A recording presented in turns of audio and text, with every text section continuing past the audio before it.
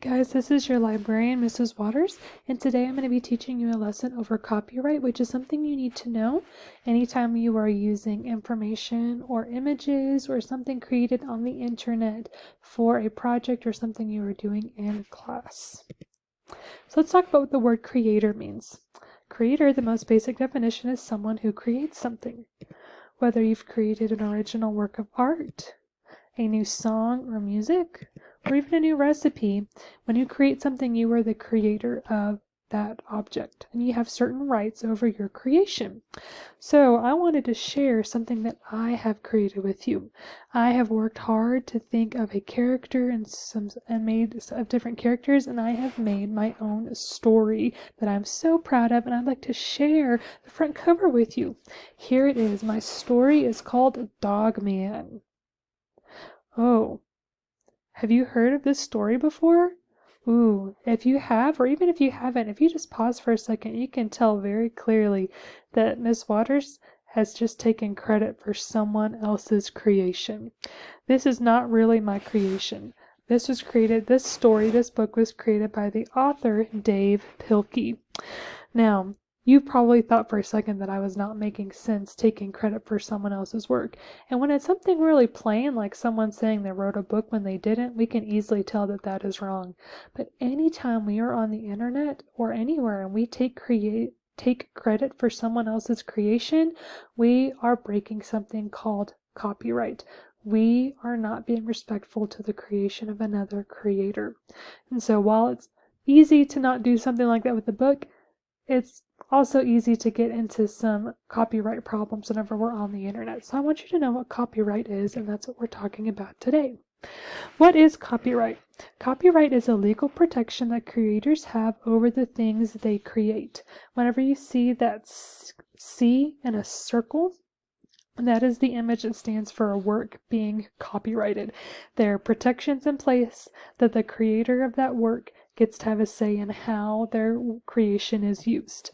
When we create something, it is automatically ours. There are protections to make sure someone does not take our work and say that it is theirs or use it in a way that we do not want it to be used.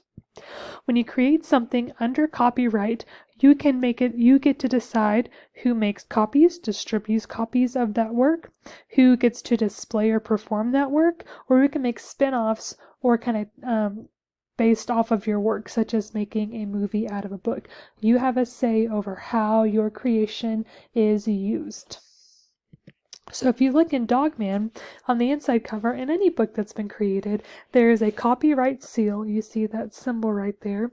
This one says Copyright 2016 by Dave Pilkey. So when Dave Pilkey created this book in 2016, he got it copyrighted, and now he is the one who gets to say how it is used. No one else can take this work and say that it is theirs. No one can just make copies of it whenever they want. They must go to the store and buy a copyrighted, protected book, Dogman, written by Dave Pilkey.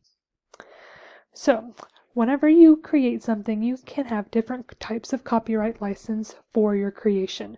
A copyright license is a clear way to define the copyright of a creative work so others know how they can use it.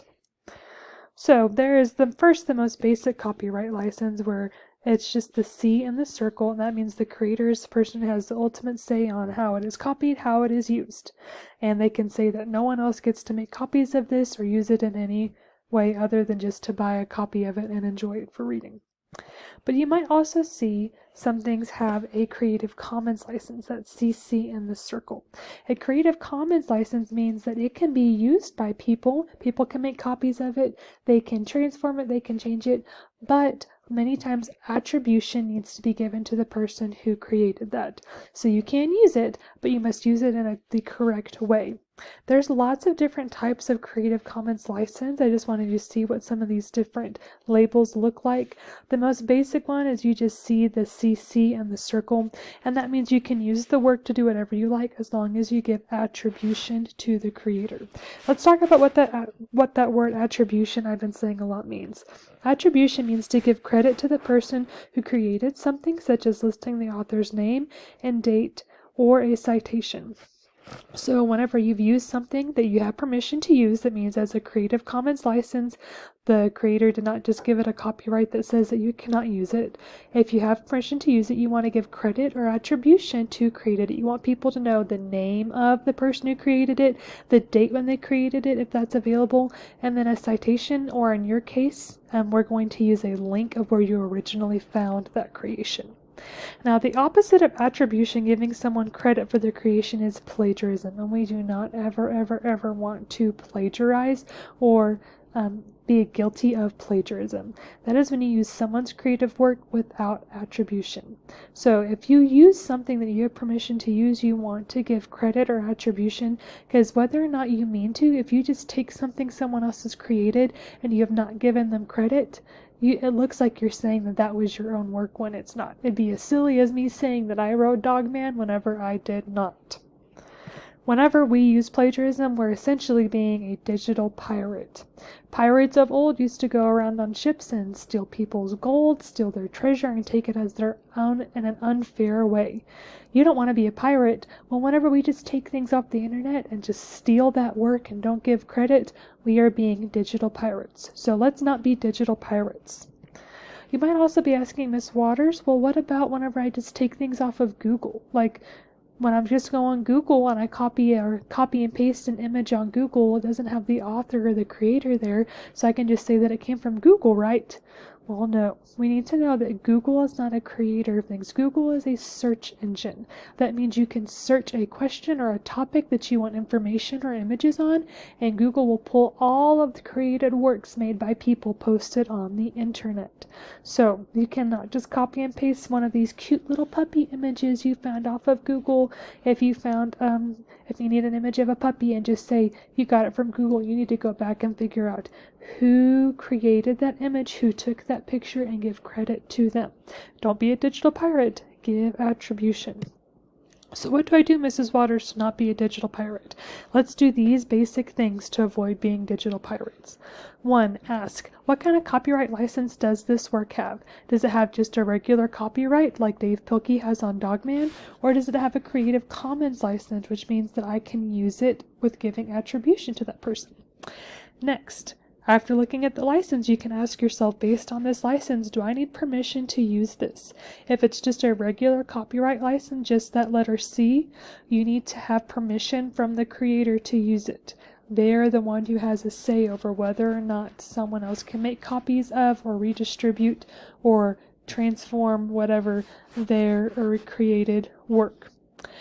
Now, if it's a Creative Commons license, that means that CC, that means that you can use it. You have permission. You don't have to go ask for it. You just need to give attribution. That leads us over to our attribution column, where you need to ask yourself, have I given credit to the creator as best as I can? Have I listed their name? Have I tried to find a date of when that was created? And have I left a link of where I originally found that creation, that image, those words, that writing, that article? So, again, ask what kind of copyright. Based on that copyright, do I have permission to use it, or do I need to ask for permission? And then once I know that I can use it, I have permission to, and I have decided to use it, I need to give credit or attribution to the creator. Now let's look at some scenarios. I'm going to ask you, does it break copyright or not?